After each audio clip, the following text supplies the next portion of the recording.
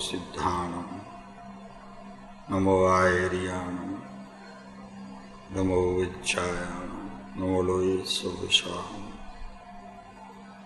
મંગલમ ભગવાન વિરો, મંગલમ ગૌતમ ભોગમ, મંગલમ અકંદ કંદાર્ય, જૈન ધર્મોસ્તુ મંગલમ. સર્વમંગલ માંગલ્ય સર્વકલ્યાણ કારણ પ્રદાના સર્વધર્માણમ જૈનમ જયતુ શાસન. મહાદેવ્યા કુક્ષિરત્નમ શબ્દજીતરવાત્મજમ શ્રીરાજચંદ્રમહં વંદે તત્વલોચનદાયકમ. પ્રભુ તત્વલોચનદાયકમ. નાની સી એક પ્રાર્થના રજૂ કરીએ. મુજ હૃદયના દબકારમાં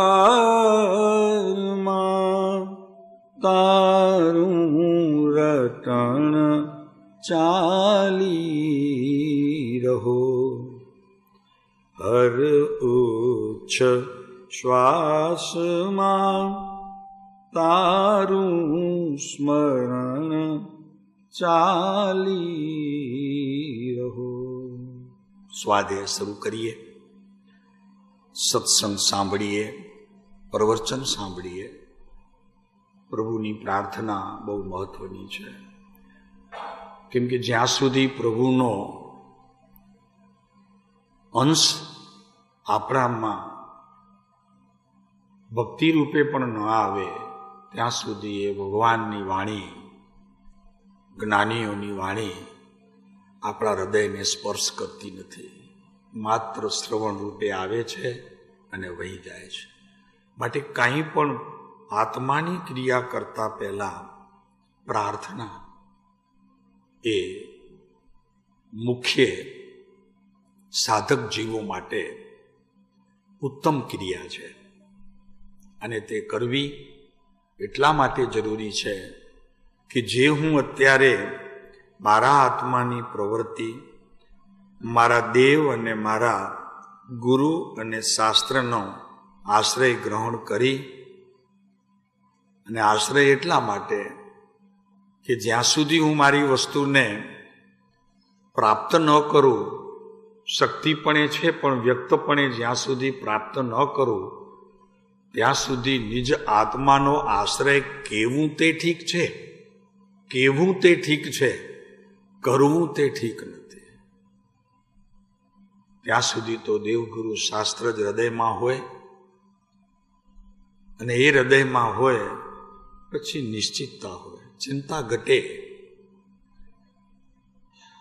એટલા માટે આ પ્રાર્થના તે સાધકનું મુખ્ય અંગ થઈ જવું જોઈએ.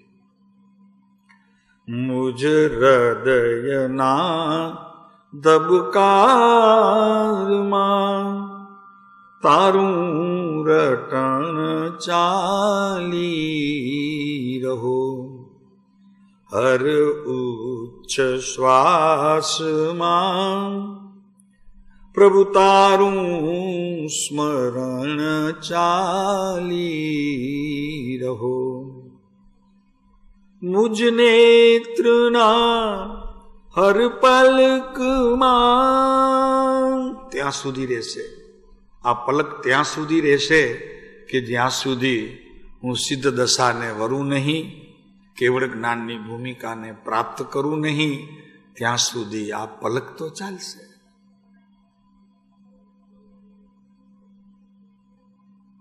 તો હર પલકમાં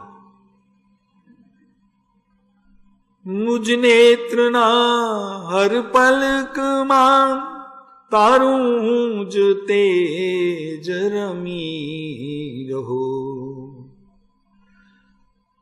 મુજ આત્માના તેજની સાથે પ્રભુ આપ તો જોઈશો જ.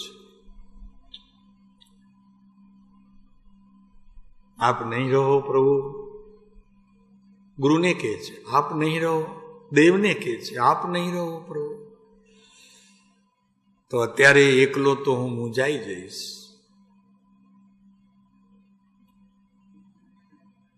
શાસ્ત્રમાં તો એમ આવે છે કે નાયકને જાણ્યા પછી ને અનુભૂતિ પામ્યા પછી પણ દેવગુરુ શાસ્ત્રનો મહિમા તો કઈ ગણો વધી જાય છે. પહેલા હતો એનાથી તો કઈ ગણો વધી જાય છે. આત્મજ્ઞાન થઈ ગયું એટલે સ્વચ્છંદતાએ વાસ નથી કર્યો કે મને હવે કોઈની જરૂર નથી. ભક્તિનું પ્રમાણ તો સમ્યક દ્રષ્ટિ ધર્માત્માને કઈ અનેક ગણું વધી જાય છે. જે અપૂર્વ હોય છે, પૂર્વે કદી જે ભક્તિ ઉગી નથી દેવગુરુ શાસ્ત્ર પ્રત્યેની, એ વિશેષ અંદરથી બળ કરી અને બહાર આવવા મથી રહી છે. કેમ કે અનંતો ઉપકાર છે. અને સમ્યક દ્રષ્ટિ ધર્માત્મા એની તો શું વાત કરવી. મિથ્યા દ્રષ્ટિ પણ એવા ઉપકારને ભૂલતો નથી, તો સમ્યક દ્રષ્ટિ તો પ્રભુ શું વાત કરવી. એની તો વાત જ જગતમાં નિરાળી છે. નાનો સરખો પણ ઉપકાર ભૂલતો નથી વ્યવહારમાં પણ. ત્યારે પ્રભુ આ તો પરમાત્માને જેણે ભેટણા કરાવ્યા એવા પ્રભુનો ઉપકાર. ઉપકારી કો નહીં વિસરીએ. દલિતભાઈ આવી ગયા આજે, બહુ વહેલા આવી ગયા. મુંબઈમાં કામ હોય ને શું કરે. ઉપકારી કો નહીં વિસરીએ, યેહી ધર્મ અધિકાર, પ્રભુ બિના કોન ઉતારે પાર. એટલે 12માના અંત સુધી દેવગુરુ શાસ્ત્રનો સહારો હોય છે. લેતો નથી પણ હોય છે. લેતો નથી એટલે કરતાપણે તો નથી લેતો, પણ અકર્તાપણે તો સહેજ એનો આદર વિવેક અને સન્માન આવ્યા વગર રહેતો નથી. એવો નિયમ છે, સિદ્ધાંત છે.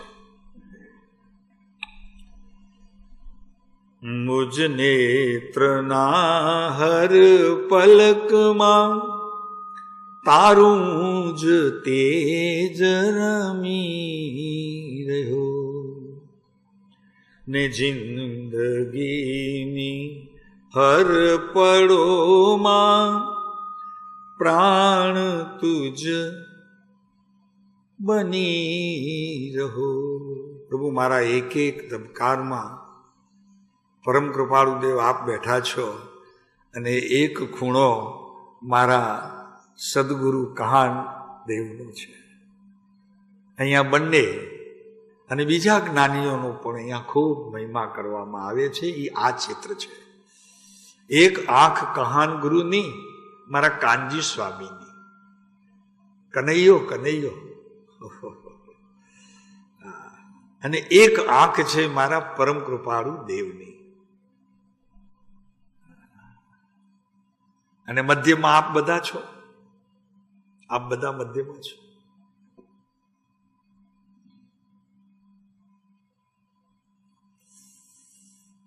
ત્યારે જ અહીંયાથી કંઈક આ વાણી ગુરુઓની કૃપાથી કહી શકાશે. આપણું શું ગજવું ભાઈ.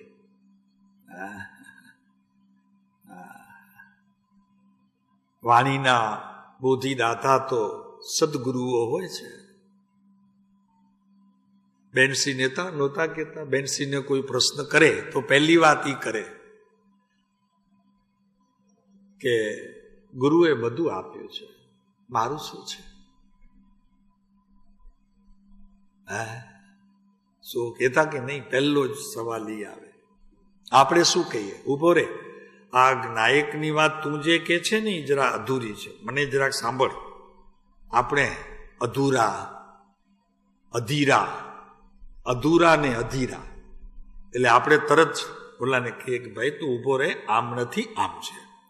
એટલે સિદ્ધાંતોની વાત બંધનમાં નાખી અને પોતાના આત્માના પરિણામને મલિનતા રૂપ કરીએ. ભાઈ સાંભળ, પહેલા સદગુરુઓ પ્રત્યેની ભક્તિનો ભાવ એ તારા નાયકની કોઈ સમતુલતામાં એને પ્રગટ કરશે પ્રભુ. કે નાયક તો સર તાજો હોય, એની વાત કરતા મોઢામાં મીઠાશ ન આવે તો નાયકને શું રટણ કર્યું પ્રભુ? નાયકને શું રટના કરવી? એની મોઢામાં મીઠાશ આવી જોઈએ, અમૃત ઝરવું જોઈએ. જરે છે ભાઈ? નાયક કહેતા અંદરમાં મીઠાશ આવવી જોઈએ. જેમ દીકરાનું નામ લઈએ ને આવે કે નહીં, બેટા નિલેશ બેટા હું કરે, ચા ઠંડી થાય છે તારી, આવ બેટા, પછી તને મોડું નહીં થાય.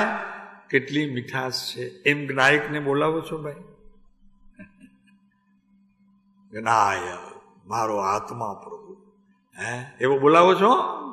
એવું દીકરા જેવું તો નહીં ને, દીકરી જેવું નહીં. બેટું હું કરે છે, આવ બેટા આવ. થાકીને આવી છો ને સાસરે, 4 દિવસ આરામ કર, માવિત્રે આવી છો. એમ મંદિરમાં જાય તો એનું માવિત્ર છે. મંદિર માવિત્ર છે પ્રભુ, ઘર તે સાસરું છે. મંદિરમાં મારા પ્રભુની સ્મૃતિઓની નિત્ય આરતી ઉતારું, સવાર સાંજ નહીં.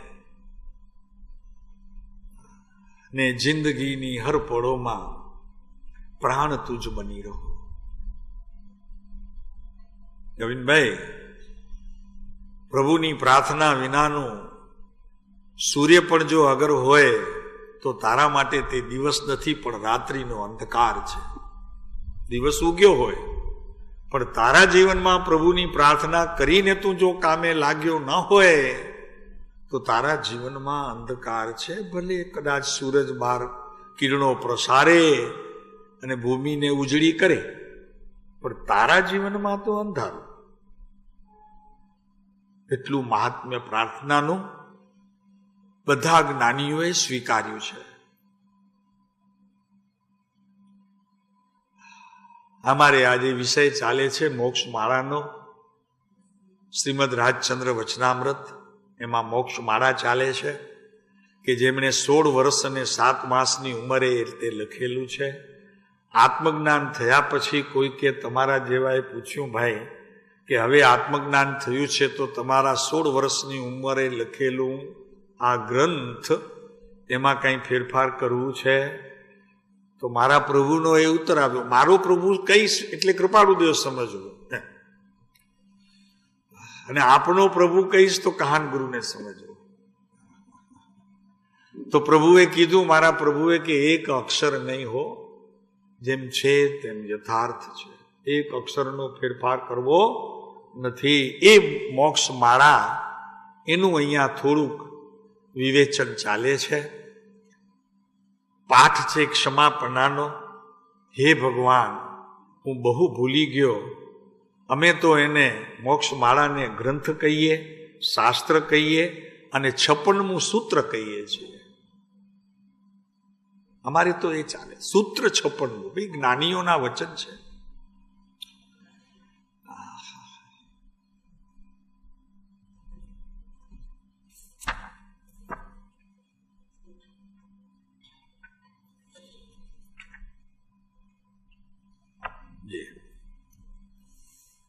તો અમારે પહેલા બોલ બધા આવી ગયા. હે ભગવાન, હું બહુ ભૂલી ગયો. મેં તમારા અમૂલ્ય વચનને લક્ષમાં લીધા નહીં, તમારા પ્રણીત કરેલા ઉત્તમ શીલને સેવ્યું નહીં, તમારા કહેલા દયા, શાંતિ, ક્ષમતા અને પવિત્રતા મેં ઓળખ્યા નહીં. હે ભગવાન, હું ભૂલ્યો, રખડ્યો, રઝળ્યો અને અનંત સંસારની વિટંબણામાં પડ્યો છું. હું પાપી છું. હું બહુ મદોમત અને કર્મરજથી કરીને મલિન છું. પોતાના પ્રત્યેક પ્રગટ દોષોનું સત્પુરુષો આગળ વિરેચન કરવું બહુ જરૂરી છે. એ પ્રતિક્રમણનું મુખ્ય અંગ છે કે આપણા થયેલા દોષોનું સત્પુરુષો આગળ, સદગુરુ આગળ પ્રતિક્રમણ કરવું એ સૌથી પ્રથમ કર્તવ્ય છે. જો આપણે સાધક હોઈએ, આત્માની પ્રાપ્તિ માટે આપણો પ્રયત્ન હોય અને સંસારથી સદાને માટે છૂટવાની જિજ્ઞાસા હોય, અંદરમાં એવી તાલાવેલી હોય, તો આ બહુ જરૂરી છે કે સત્પુરુષો પાસે વિરેચન કરવું, પોતાના દોષોનું. વૈદ નથી આપતા પડીકા, પહેલા વિરેચન કરવાના આપે, પછી દવા આપે. આયુર્વેદિકમાં એવું છે. ડોક્ટરો પાસે જાઓ તો ગોળીઓ, અને વૈદો પાસે જાઓ તો પહેલા વિરેચન કરાવે, પેટ ચોખ્ખું રાખાવે, પછી દવા આપે, ફાયદો કરે. એમ અહીંયા ગુરુ પાસે પોતાના દોષોનું વિરેચન કરવું. વિવેચન તો બહુ કર્યું તે, સમજાણો? વિવેચન તો બહુ કર્યું પ્રભુ તે. તત્વને તો તે એવી આંટી ચડાવી દીધી કે તારા અંતરમાં ઉતરવાના બદલામાં એ બહાર જ મૂંઝાઈ ગયો. આ તત્વ, આત્મતત્વ ઉજળું છે, રડિયામણું છે, સત છે, ત્રણ કાળમાં સત છે એવો પ્રભુ તું એને મૂંઝારે ચડાવી દીધું. કેમ કે વિરેચન ન કર્યું. સત્પુરુષો પાસે વિરેચન ન કર્યું, વિવેચન કરવા લાગી ગયો. પાપી છું, બહુ મદોમત અને કર્મરજથી કરી મલિન છું. મારો જ્ઞાયક શુદ્ધ હોય પ્રભુ, શું એનાથી શું?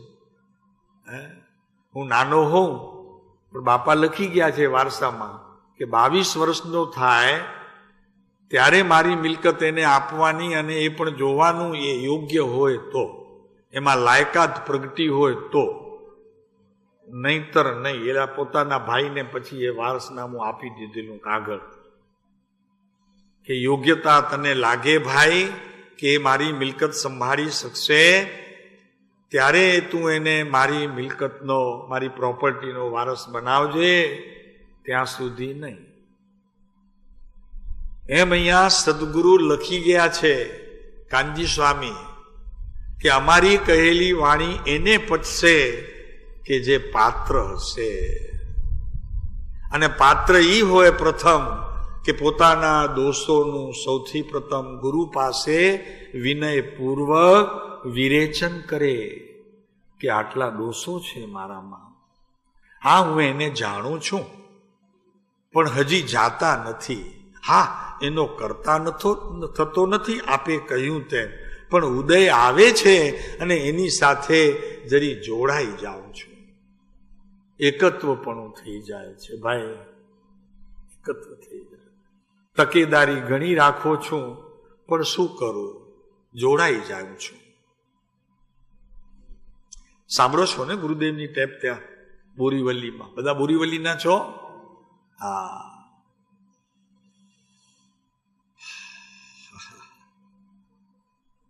અદ્ભુત એક પુરુષો આપણને બે આ પંચમ કાળમાં મળ્યા.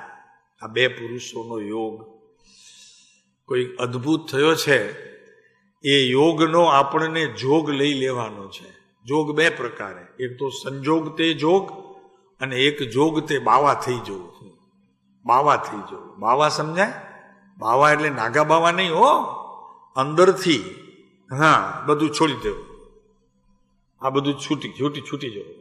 તો કે સાહેબ બરોબર છે, હું તો જ્ઞાતા દ્રષ્ટા રહું છું, પણ ઘરમાં જ્ઞાતા દ્રષ્ટા ન રહેવાય ભાઈ. ભ્રમણા થઈ જશે તમે. જ્ઞાતા દ્રષ્ટા ન હોય એમ પ્રભુ. જ્ઞાતા દ્રષ્ટા સાચું તો સમ્યક દ્રષ્ટિ ધર્માત્માને હોય પહેલી વાત. સિવાય કોઈને જ્ઞાતા દ્રષ્ટા પણ કહેતું હોય તો તે ભ્રમણામાં છે, એક વાત. બીજી વાત એમ છે કે અભ્યાસ કરીને જ્ઞાતા દ્રષ્ટા રહેવાનો પ્રયત્ન કરવો સાધક રહીને, જુદી વાત છે. એમ બની શકે છે, પણ સંપૂર્ણ હું જ્ઞાતા દ્રષ્ટા પર પદાર્થનો છું એમ ગુરુદેવની વાણીમાં આવે ત્યારે ગુરુદેવ પોતાની વાત કરતા હોય, હું કહું, હું સમજુ મારી વાત કરે છે. ભૂલી ગયો. કેમ કે જ્ઞાનીઓના હૃદયમાં જો જે રમતું હોય તે કહે. તમારી વાત, આપણી વાત તો ક્યારેક ક્યારેક આવે, બાકી તો પોતાની જ વાત આવે. એ વાત ચાલે છે. વિરેચન કરવું, પોતાના દોષોનું સત્પુરુષો આગળ વિરેચન કરવું છે. મારી પાસે આટલા દોષો, ભરેલો છું, હું પાપી છું. હવે આજે જે બોલ ચાલે છે, કેટલામો છે? 10મું બોલ ચાલે છે. 10મા બોલમાં એમ આવ્યું કે મારામાં વિવેક શક્તિ નથી અને હું મૂઢ છું. વિવેક શક્તિ નથી, તેને લીધે મારામાં મૂઢતા છે. મને ખબર છે તે સમયે, જે સમયે હું મૂઢ છું, તે સમયે મને ખબર છે કે અમૂઢ દશા તે સમ્યક દ્રષ્ટિ ધર્માત્માની હોય છે. એની જાણ પણ છે, મને જ્ઞાત છે મને કે અમૂઢ દશા તે સમ્યક દર્શનનું એક અંગ છે.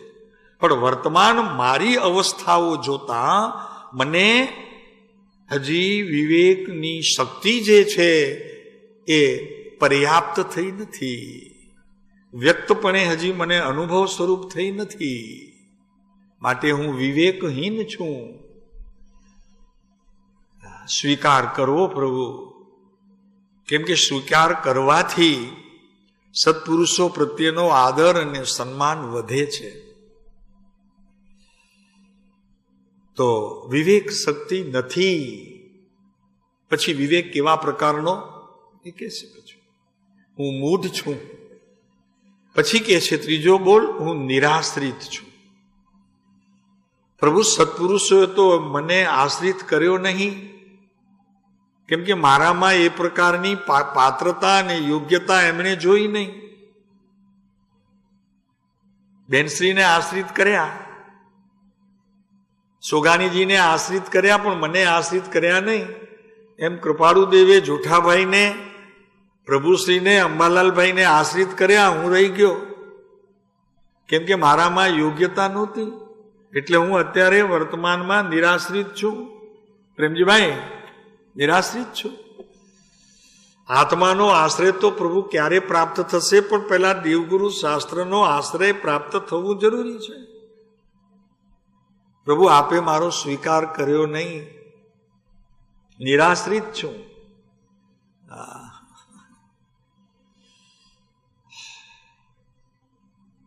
અને પછી ચોથો બોલ લીધો, અનાથ છું.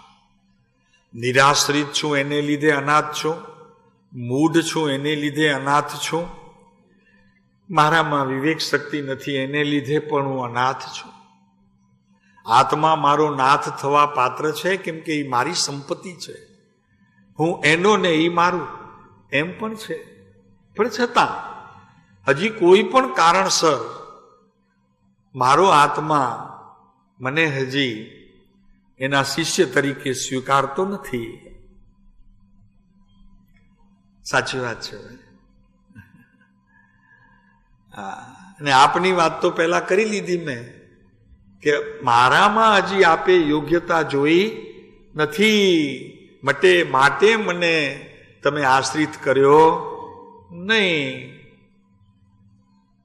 એમ આપણે કહીએ ને, મહાવીર સ્વામીના સમયમાં તો કે અંજન ચોરને તાર્યો ને ચંદન બાળાને તાર્યો. એમ પછી ભવિષ્યમાં કહેશે તો કે આપે બેનશ્રીને તાર્યો ને સોગાણીજીને તાર્યો. સાહેબ, મેં શું ગુનો કર્યો? મને કેમ ન તાર્યો? એ વાત આવશે પછી કાળે કરીને. આપણે નથી કહેતા હમણાં મહાવીર માટે તો કે અંજન ચોરને તમે તાર્યો, તો હું તો ચોર નથી, તો મેં શું ગુનો કર્યો? ચંદનબાળાને તાર્યો, મેં શું ગુનો કર્યો? એમ પછી કહેશું આપણે ગુરુદેવને. હા, મુંબઈની ગાડી આવી ગઈ. હા, તો અનાથ છું. હા, અનાથ છું, અનાથ. મને નાથની જરૂર છે. મારો આત્મા તો છે શક્તિપણે, પણ હજી વ્યક્તપણે મને કાંઈ અત્યારે કામમાં આવે એવો નથી. 100 વાતની એક વાત, મારો આત્મા હજી મને જ્યાં સુધી વ્યક્તપણે પ્રગટ પર્યાય અનુભૂતિ સ્વરૂપ ન થાય ત્યાં સુધી તે મને કામ આવે એવો નથી.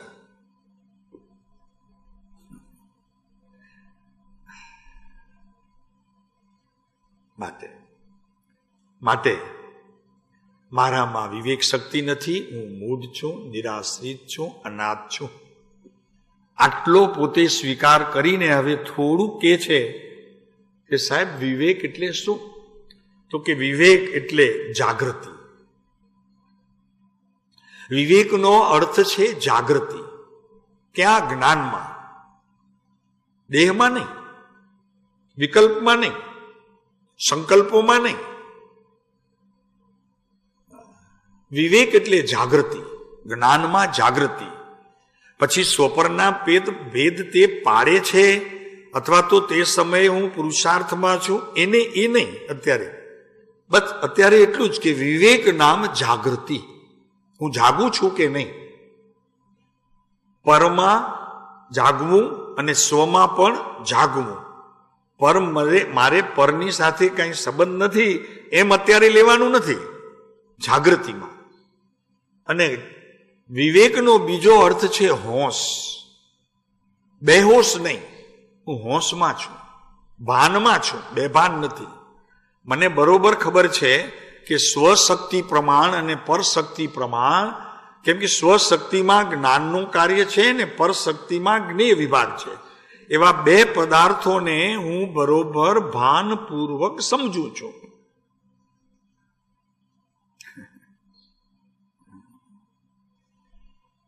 શું નવીનભાઈ, મારામાં વિવેક શક્તિ નથી કરીને કૃપાળુદેવ આપણને અંધારામાં મૂકવા નથી માગતા. એ એટલા માટે મૂક્યું છે કે નથી મારામાં વિવેક શક્તિ એવું જ્ઞાન પણ તારે હોવું જોઈએ. એ જાગૃતિ છે, એ હોશ છે, એ ભાન અવસ્થા છે. સમજાણું? બરોબર? નથી કરીને તને સાવ બહાર નથી મૂકી દેતા. કેમ કે બહાર મૂકી દે એ તો ક્ષમાપનાનો પાઠ વાંચે કીધી, એની તો વાત જ નથી. પણ આ તો જે વાંચે છે, સમજવાનો જે આદિ થયો છે, જેને પોતાના આત્માની કંઈક થોડી પણ ભૂખ લાગી છે, એની વાત ચાલે છે.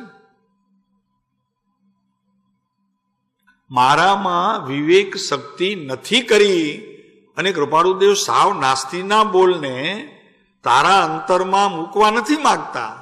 પણ એનો અર્થ એ છે કે તારામાં વિવેક શક્તિ અત્યારે નથી એવું તારું જ્ઞાન નિર્ણયે પહોંચે તો કાંઈક બને. હું અટક્યો છું એની મને ખટક છે તો કાંઈ કામ બને.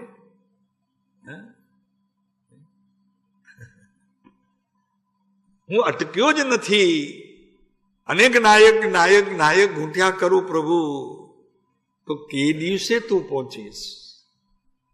ગુરુદેવની વાણીમાં સતત આ વાત આવતી. પણ થાય એવું કે જીવને ગમે તે લે, ન ગમે છોડી દે. દરેક જગ્યાએ એવું હોય, દરેક જગ્યાએ. અહીંયા હોય એવું નહીં, દરેક જગ્યાએ એવું હોય. આપણે ભૂલી ન જઈએ એ પુરુષને, એ પુરુષની હર એક વાણી લફ્ઝ તે ભાવિ તીર્થંકરના બોધને અનુરૂપ છે. સમજો જરા, આ કાંઈ જેવો તેવો પુરુષ આપણને મળ્યો નથી. તમે તો મળ્યા હશો.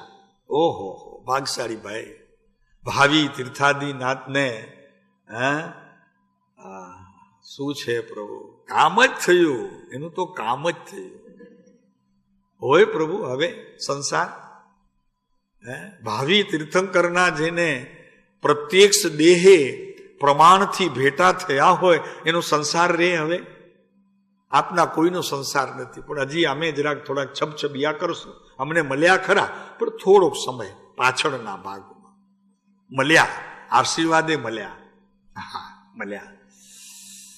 હા, પણ ભાઈ તમને તો બહુ પુણ્યશાળી, તમે તો મહાભાગ્યશાળી છો. તમારા ભાગ્યની તો અમને ઈર્ષા આવે એવું છે ક્યારેક ક્યારેક. આ સોનગઢ ને ઘાટકોપર ને પારલા ને બોરીવલી,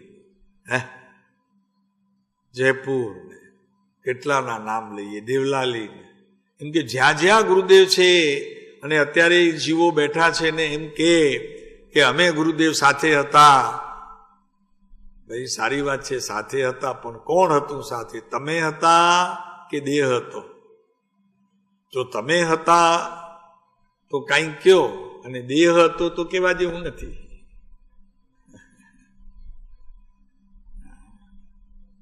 બહુ ભાગ્યશાળી તો ખરા જ, સવાલ નથી. પણ ક્યારે? બસ ખાલી એટલું જ પોતાને પૂછવાની જરૂર છે. તો વિવેકનો અર્થ છે જાગૃતિ. વિવેકનો બીજો અર્થ છે હોંશ. હોંશમાં બે પ્રકાર.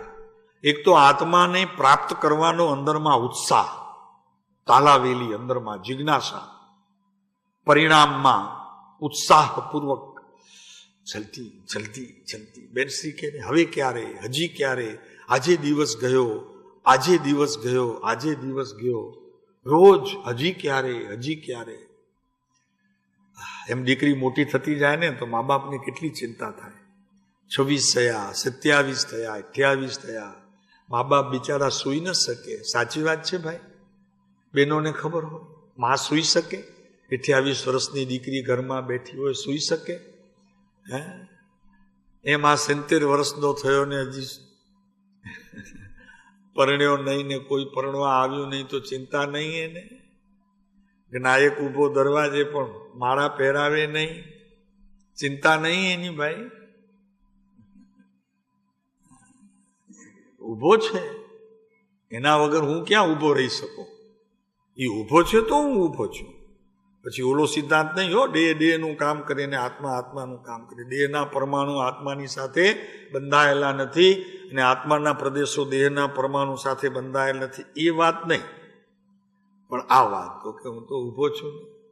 પણ આ નાયકને હજી કોઈ સમ્યક દર્શન રૂપી રત્નત્રય એવા ભગવાન મારે આંગણે પધાર્યા નહીં, કોરો રહી ગયો. ચિંતા કેટલી પ્રભુ, એમ ચિંતા થવી જોઈએ. ગુરુદેવ મળ્યા, બેનશ્રી મળ્યા, કૃપાળુદેવ મળ્યા. પ્રભુ શું કરું? મળ્યા બધા મળે મને, બધા મળ્યા પણ હું કોઈની જોડે ભળ્યો નહીં. મળ્યા બધા પણ ભળ્યો નહીં, છૂટો રહ્યો.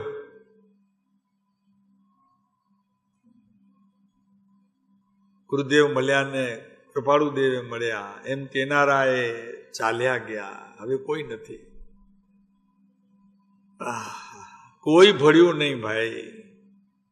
ભળવું જોઈતું હતું. એ ન ભળ્યો એ તારું અવિવેક છે, અને એને લીધે મૂઢતા છે, એને લીધે તું અનાથ છો ને નિરાશ્રિત છો. આત્માએ તો સાથ હજી આપ્યો નહીં, અને દેવગુરુ શાસ્ત્રનો તે હજી વ્યવહાર સમજ્યો નહીં. તો અહીંયા વાત ચાલે છે. વિવેકનો અર્થ છે હોંશ, ઉત્સાહ. ગુરુદેવ બેઠા હોય, પરમ કૃપાળુદેવ બેઠા હોય, માણસ ભાન ભૂલી જાય, બીજું કાંઈ યાદ ના આવે. કોણ યાદ આવે? નાયક નહીં હો, ગુરુદેવ યાદ આવે. ઓહો પ્રભુ આ શું છે? પણ હે સાક્ષાત પરમાત્મા એમ કરીને અંતરમાં વિનાશ થાય. આંખમાં જરી ગરમ બે અશ્રુ આવે. ઓહો, આવ્યા છે કોઈ દી ગુરુદેવને જોતા? આંખમાં આંસુ આવ્યા છે? બહેનોને હજી આવે, હૃદય ઢીલું હોય ને, પુરુષો કઠણ ને જરી વાર લાગે. બહેનોને આવે હજી.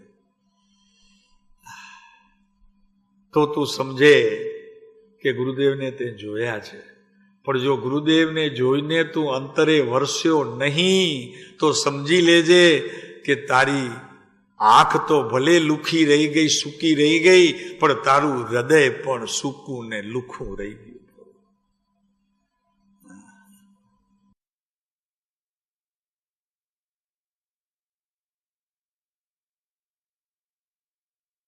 કોઈ અદ્ભુત સત્પુરુષોનો કોઈ ભલે ભેટો થયો હોય, પણ ભેટો થયો ત્યારે કહેવાય કે હું એને ભેટ્યો હોઉં, ત્યારે ભેટો થયો કહેવાય. નલિનભાઈ તમે સાંભળો છો હમણાં તો નાયક ને જાઓ છો રોજ? ક્યારેક ક્યારેક.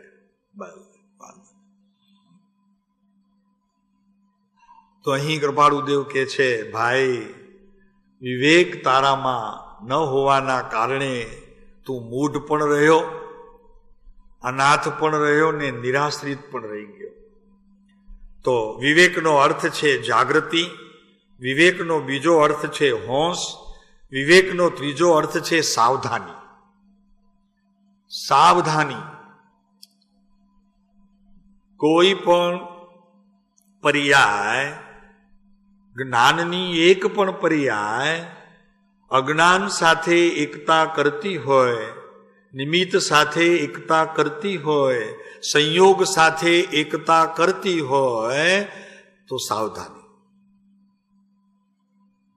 આ સાધકની પ્રથમ દશા હોવી જોઈએ, સાવધાની. નથી કેતા વરરાજા બેસે ત્યારે કન્યા પધરાવો સાવધાન, નથી કેતા?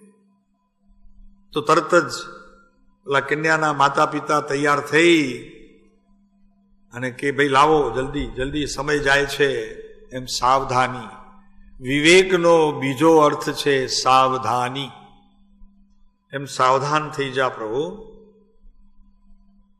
સાવધાન થઈને સાંભળ. ગુરુના વચનો તે ઓમકાર ધ્વનિને અનુકૂળ છે, અનુરૂપ છે. એ ઓમકાર ધ્વનિને અનુકૂળ છે, અનુરૂપ છે. હા,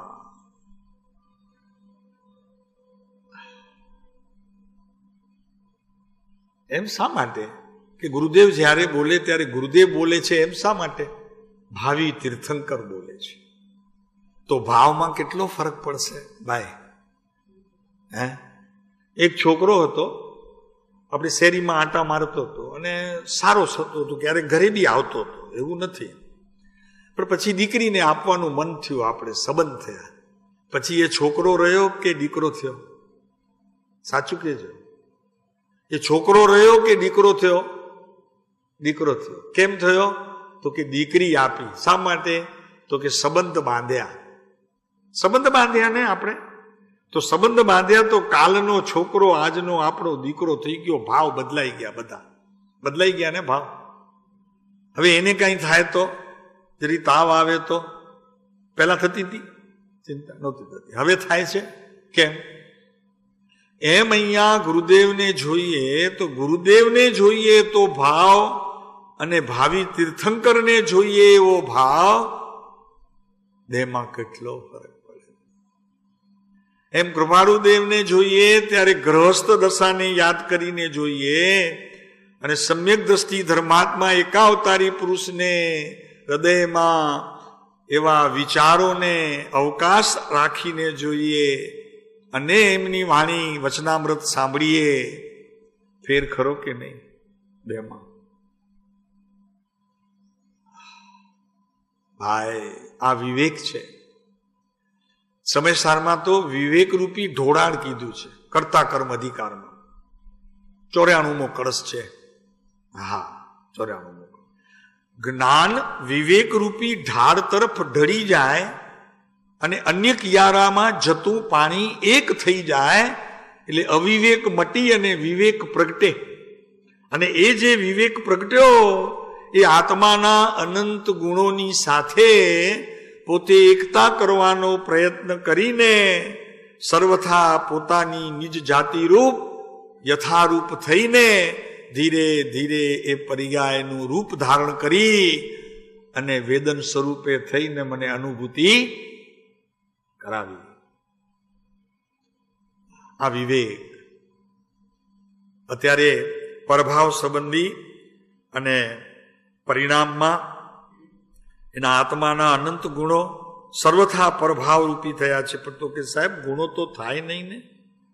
તો કે ગુણો ન થાય મૂળ, પણ ગુણની પર્યાય.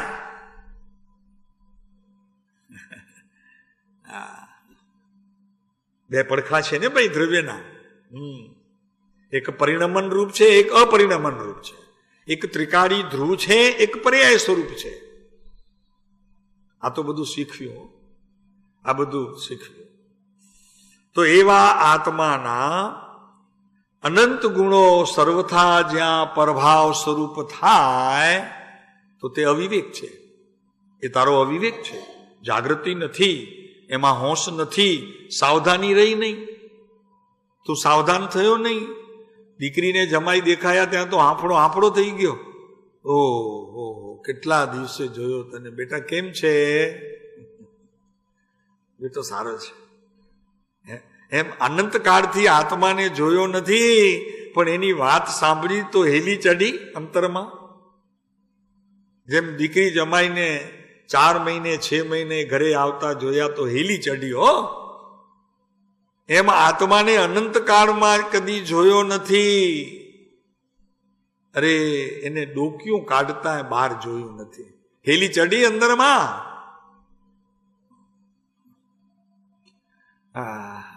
હેલી ચઢે પ્રભુ. જેમ જગતના પદાર્થોને જેમાં મોહ છે, રાગ છે, એવા પદાર્થોને જોઈ જેમ અંતરમાં હેલી ચઢે અને મોઢું હસું થઈ જાય, પ્રભુ એવું મોઢું હસું જ્યારે નાયકની વાત તું સાંભળે ત્યારે થાય છે. પ્રભુ ગુરુદેવના મુખેથી નાયકની કેટલી મીઠી વાતો આવે, થાય છે ત્યારે મોઢું મીઠું. વગર પ્રસાદીએ. હો, દ્રવ્ય નહીં, ભાવથી. દ્રવ્યથી નહીં, ભાવથી. શું પ્રેમજીભાઈ, આ વિવેકની વાત ચાલે છે.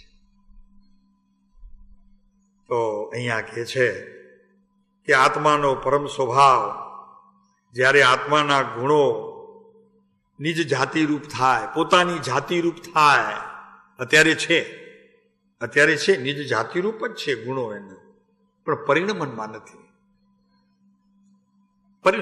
નથી. મારે પરિણમન રૂપ થાય તો એની કિંમત. બરોબર. સોનું પડ્યું હોય, લગડી લઈને મૂકી હોય ઘરમાં, અને બૈરા બિચારા રોજ કે હો તો કે ક્યારે હવે, તો કે કેમ સોનું તો લઈ લીધું ને, પણ એમ નહીં, સોનું લઈ લીધું પણ હવે પછી ક્યારે દાગીના બનાવવા જઈશું, તો કે કેમ લઈ લીધું છે ને સોનું. પછી બહુ ગુસ્સે આવે ને બૈરાઓ, તો કે સોનું પહેરાતું હશે.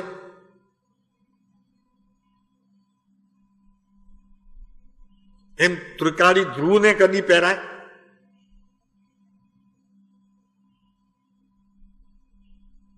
એના ઘરેણા થાય, અને ઘરેણા એની અવસ્થાઓ છે, એની પહેરાઈને મજા મનાય.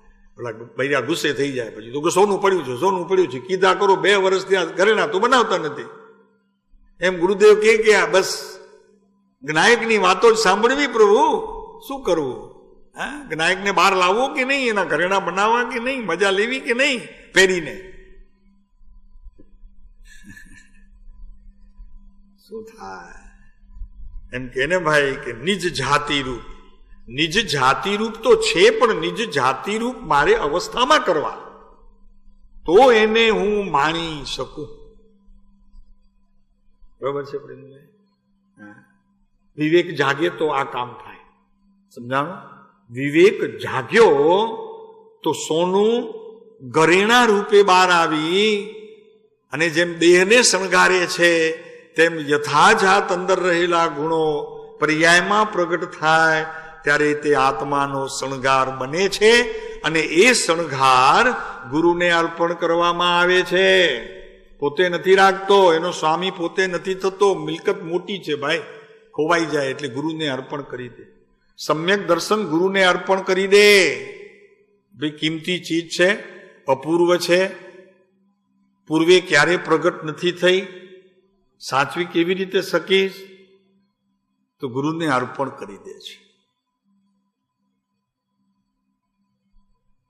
બેનશ્રીએ અર્પણ કર્યું, બધું એમનું છે, મારું કાંઈ નથી.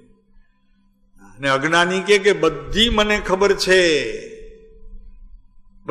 ખબર છે, સમયસર આખો કંઠસ્થ છે, ગુરુદેવને મેં રોજ સાંભળ્યા છે, વર્ષો વર્ષ.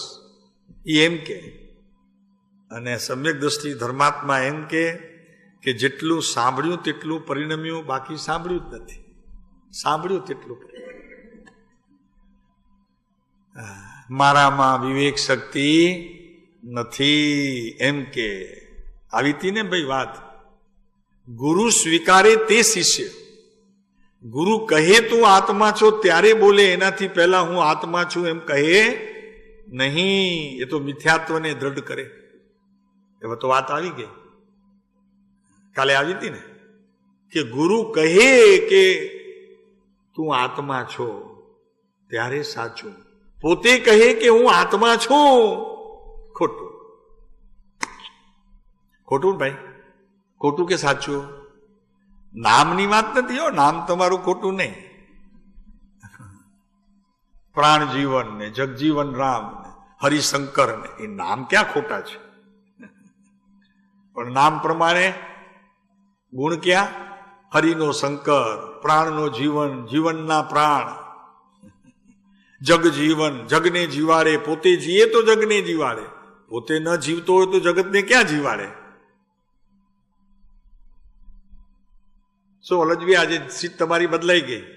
ભલે વાંધો નહીં, વાંધો બદલતી રહેવી, વાંધો નહીં. એક જગ્યાએ રહેવાથી આસનની પછી ઓલી માયા લાગે છે, સમજાણો? એ આસન માયારૂપ થઈ જાય, એટલે બદલતા રહેવાનું. એક ઘરમાં રહેવાનું નહીં, ઘર બંધનરૂપ લાગે, પછી થોડાક દિવસે ભાગી જવાનું. તીર્થયાત્રામાં સોનગઢ વયું જવાનું, અગાસ વયું જવાનું, વડવા વયું જવાનું, ઈડર વયું જવાનું. નિવૃત્તિ ક્ષેત્ર એટલા માટે કે ઘરની માયા ન લાગે. બૈરાઓ વટશે કે આ બધાને બહાર મોકલવા લાગે છે, બધાને વટશે નહીં ને મને તો ઠીક. નહીં તો એમ થાય કે આ બધા અત્યારે મોટી ઉંમરમાં જશે ક્યાં, અત્યારે બહાર કાઢે છે.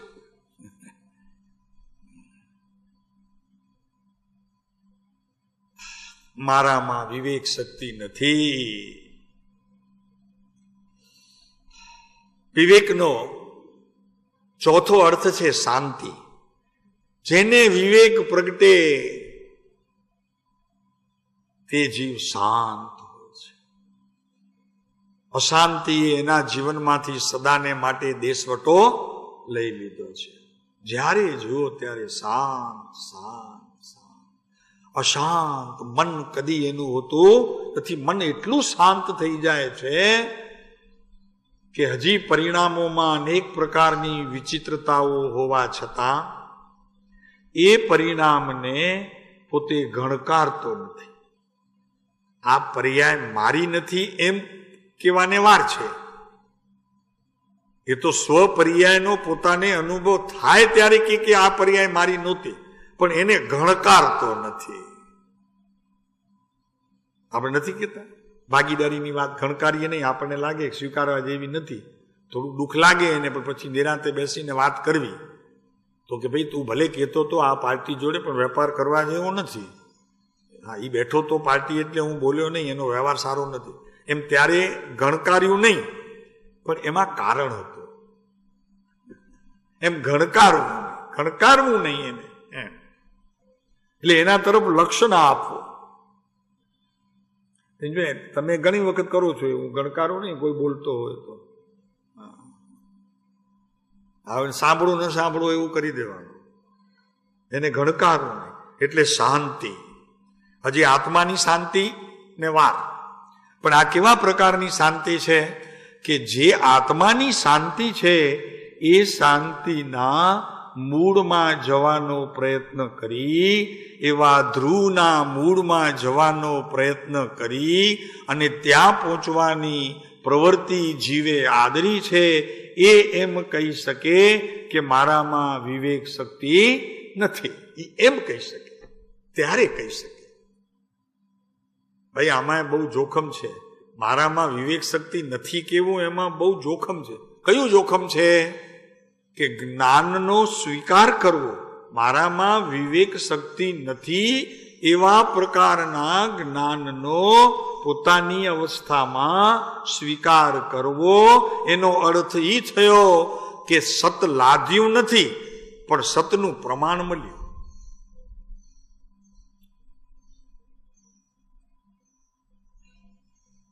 ભાઈ સમજાણું? સત લાદ્યું નથી, પણ સતનું પ્રમાણ મળ્યું.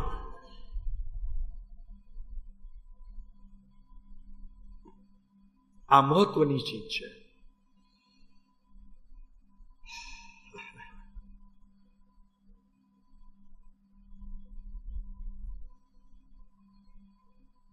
શાંતિ એટલે ઉશ્કેરાટ નહીં, ટૂંકામાં શાંતિ. બોલે આત્માની શાંતિ નહીં, કસાયો મંદ થાય, કસાયોનું વિશેષ મંદપણું થાય ને એનાથી જે શાંતિ ઉત્પન્ન થાય, એ શાંતિ ને આ શાંતિની જાતમાં ફેર.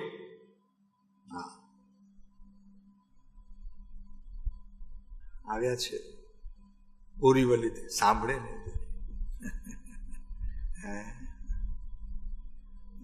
ઓલી શાંતિમાં ફેર અને કસાયોના મંદપણામાં આવતી શાંતિમાં ફેર, એ બંને શાંતિમાં ફેર. હા એમ. ઘણાને પછી કસાયો મંદ થાય અને શાંતિ જણાય તો કંઈક જુદું જ લાગે. એવું નહીં, જુદું જ લાગે, એમાં સમજી જજો, જુદું લાગે. કેમ કે આત્માનો સ્વભાવ અને બહિર્ભાવ એ બેનું જ્ઞાન કરે છે, તે વિવેક ધર્મ છે.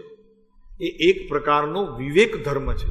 સ્વભાવને અનુસરતો પ્રયોગ અને બહિરંગ રહીને સ્વભાવનો નિર્ણય કરતો એવો પ્રકાર, એવો વિવેક. બહિરંગ રહી અથવા તો બહિરંગ છે અને જે પછી સ્વભાવનો નિર્ણય કરે છે, એની પુરુષાર્થના પ્રકારમાં જરી ફેર છે. ખ્યાલ આવે નવીનભાઈ? ખ્યાલ આવ્યો કે નહીં નવીનભાઈ? મારામાં વિવેક શક્તિ નથી, આટલો બોલ આવતા તો અંદરમાં જ્ઞાન તરો તાજું થાય. જ્ઞાન તાજું થયું, જ્ઞાન તાજું થયું એટલા માટે વિવેક શક્તિ નથી એમ કે છે. કેમ કે જેને વિવેક શક્તિ પ્રગટી અને ભેદ જ્ઞાન થયું, સ્વ અને પરનું એને જ્ઞાન થયું એટલું જ નહીં, પર તે પર છે, સ્વ તે સ્વ છે, માત્ર એટલું જ નહીં, પણ પર નથી તો ત્યારે શું છે? તો કે એકલો આત્મા અનુભૂતિ સ્વરૂપ છે. તો એનું જેને વેદન છે તો એનું નામ વેદ જ્ઞાન છે. વેદ જ્ઞાનમાં સ્વ ને પરને જુદા નથી પાડવા. સમજાણું? વેદ જ્ઞાન બેને જુદા નથી પાડતું. સ્વનો સ્વીકાર કરે તે વેદ જ્ઞાન. જુદા તો છે, એમાં શું જુદું પાડે? પર તો જુદું છે, એને શું જુદું પાડવું? પણ સ્વનો પોતાના જ્ઞાનમાં સ્વીકાર થયો તો પર તે પર હતું એવું ભેદ જ્ઞાન રહી ગયું. એનું નામ અહીંયા વિવેક પ્રગટ્યો અને એ વિવેકી જીવ તે સમ્યક દર્શન ધર્માત્મા થયો. આ વિવેક.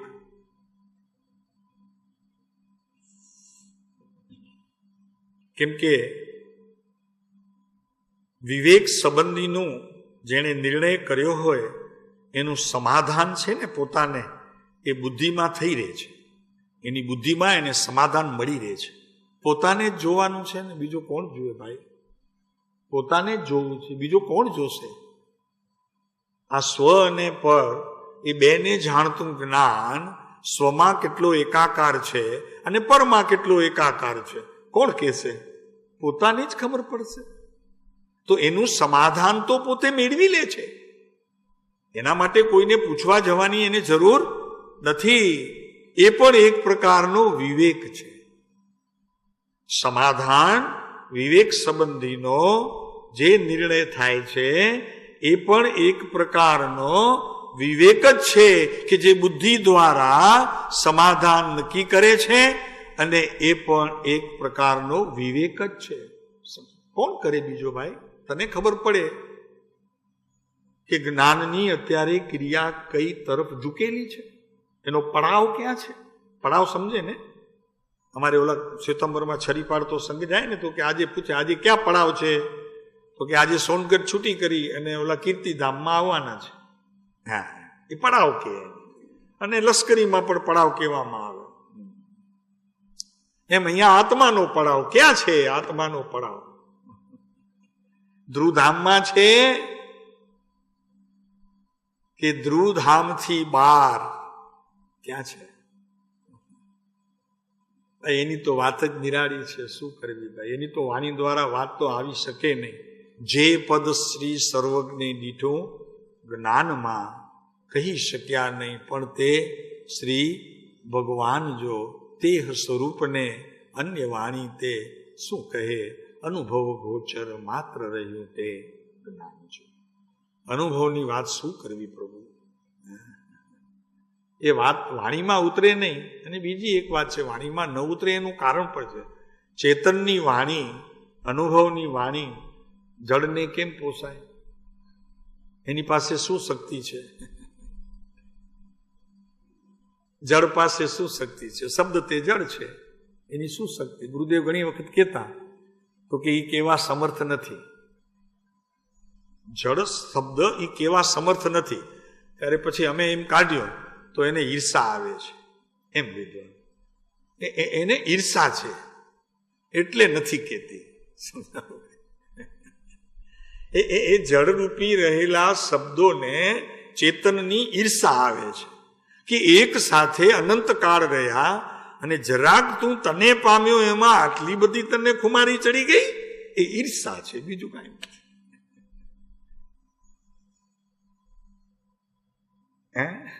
સમજાણો? જળ ભાવે જળ પરિણમે, ચેતન ચેતન તેમ, કોઈ કોઈ પલટે નહીં, છોડી આપ સ્વભાવ. જળતે જળ ત્રણ કાળમાં આવે છે, બધું ખબર છે. સમયસારની 50 થી કરી અને 52, 53, 54 ગાથા એક ધારા તમે ચાલ્યા જાઓ. જળ અને પૂતગલના વ્યવહારની જ વાત છે. એમાં મોટે ભાગે પૂતગલ સંબંધીનું વર્ણ, ગંધ, રસ, રૂપ, શબ્દ આ બધી વાણીઓ ત્યાં મૂકવામાં આવી છે.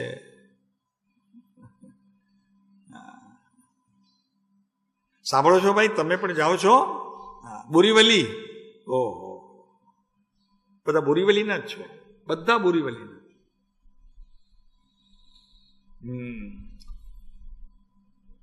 હવે નહીં રહેતા આવો બોરીવલીના. હવે આત્મવલ્લી. આત્મવલ્લી, વલ્લી એટલે રહેઠાણ. વલ્લી શબ્દ જે આવ્યો છે ને એ કન્નડ ભાષાનો છે. વલ્લી, વલ્લી એટલે એ લોકો ઘર કે, ઘરને વલ્લી કે, એમ સમજાણું? બોરી નિવાસ એમ નહીં. વલ્લી, વલ્લી એટલે ઘર, રહેઠાણ. કન્નડ ભાષામાં વલ્લી શબ્દ. એમ હવે આત્મવલ્લી થજો. આત્માના રહેઠાણના હવે તમે નિવાસી થજો.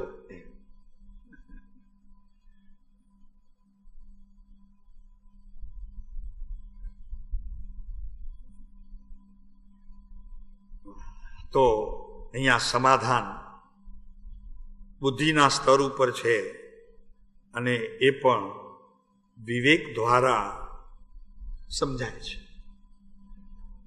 અને પછી એ વિવેક ક્યાં સુધી ઊંડે જાય છે તો કે પછી સમસ્યા શું છે? શું સમસ્યા છે? હવે ગયો તો ખરો, વિવેક ભાગ પાડવા માટે તો ગયો, પણ હવે સમસ્યાઓ શું છે? એ પછી સમસ્યાઓને પોતે શોધે છે. કેમ કે સમસ્યાઓ અંદર છે, સમજાણો? અને સમાધાન બુદ્ધિમાં છે. હવે ત્યાં એનો મેળ બેસાડવો પડશે. બુદ્ધિની સાથે સમસ્યાઓનો વિવેકને મેળ બેસાડવો પડશે. કેમ કે સમસ્યાઓ બહાર નથી, સમસ્યાઓ તો બધી અંદર છે. બે ભાઈઓ ઝઘડ્યા હોય તો ઝઘડવું જુદી વાત છે, વાક યુદ્ધ કરવો, પણ એની સમસ્યાઓ તો અંદર છે કે બહાર છે? ક્યાં છે? બે ભાઈ ઝઘડે તો સમસ્યા ક્યાં છે? અત્યારે જો ને આ ધીરુભાઈના, ધીરુભાઈની ધીરજ ખોઈ નાખી એમણે, અધીરા થઈ ગયા બે જણા. ધીરુભાઈ પાસે જે ધીરજ હતી તે ખોઈ નાખી, અધૂરા થઈ ગયા તો ઝઘડે છે. હવે એ સમસ્યા તો અંદર છે ને. હવે કેટલીક સમસ્યાઓ એવી હોય કે બંને ભાઈઓ કહી શકશે નહીં કોઈને. એમાં એક સમસ્યા તો એવી છે કે એક બીજા ભાઈઓ પ્રત્યે ઈર્ષાનો જરી અંદરમાં અગ્નિ ભડકે ભરે છે. એ કોને કે આપણે કહી શકીએ, દેખાય છે બહાર. અને આમે સામાન્ય રીતે વ્યવહાર બી એવો છે, પાડોશી કરોડપતિ થાય તો આપણને વાંધો નથી, પણ ભાઈ પાસે કાંઈ ન હોય ને આપણી પાસે કાંઈ નથી ને ભાઈ જો કરોડપતિ થયો તો મોટો વાંધો પડે. તમે જોજો, ખ્યાલ રાખજો. આ એક વાત જગતની નગન સત્ય છે, નગન સત્ય છે. દેરાણી જેઠાણીઓ બંને મળે, એમાં પાડોશીએ કંઈક ઉપર અહીંયા બનાવ્યા હોય 4-5 લાખના, તો એને મજા પડી જાય ને પૂછે, પણ જો દેરાણી ભૂલે ચૂકે નીકળી અને એના નળીમાં આ 5 લાખના જોયા,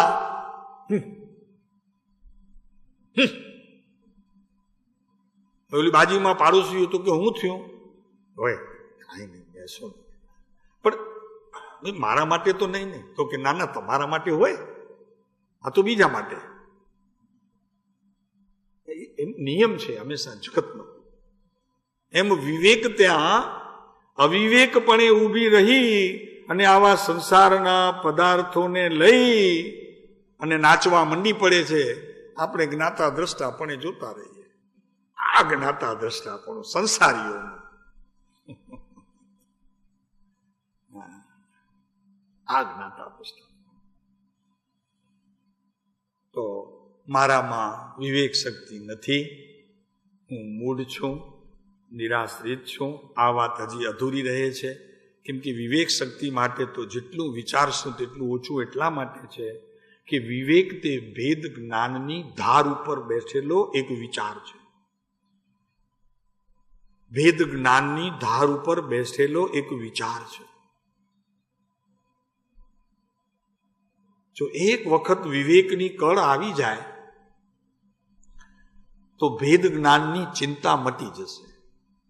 મારે ભેદ જ્ઞાન કરવું છે એવો વિષય સમાપ્ત થઈ જશે, જે આપણને કરવું છે. તો વિશેષ કહેવાશે.